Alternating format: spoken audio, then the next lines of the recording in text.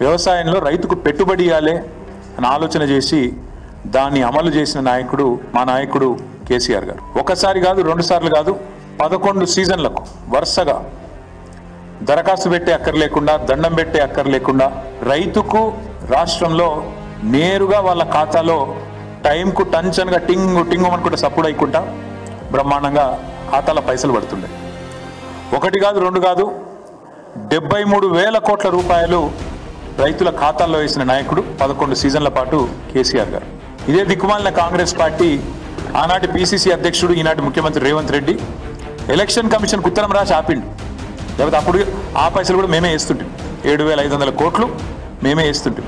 మీకు యాదకుండాలి మాటలు, డైలాగులు. ఇగో ఇది వరంగల్ డిక్లరేషన్ అని చెప్పి బిల్డప్.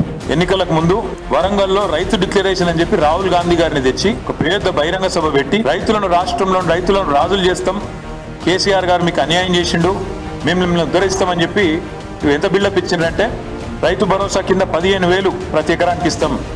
కౌలు రైతులకు కూడా 22 లక్షల మంది కౌలు రైతులకు కూడా ల్యాండ్ ఓనర్స్తో పాటు కౌలు రైతులకు ఇస్తాం. ఇది వాళ్ళ డిక్లరేషన్. అదే మాదిరిగా ఒకటేసారి ఏకకాలంలో 2 లక్షల రుణమాఫీ చేస్తాం. రైతు కూలీలకు కూడా 12,000 ఇస్తాం. బోనస్ 500 రూపాయలు ఇస్తాం. ఇక చాలా చెప్పిండ్రు కథలు. ఇది వాళ్ళ రైతు డిక్లరేషన్. మాకున్న ఇన్ఫర్మేషన్ నేను చెప్తాను.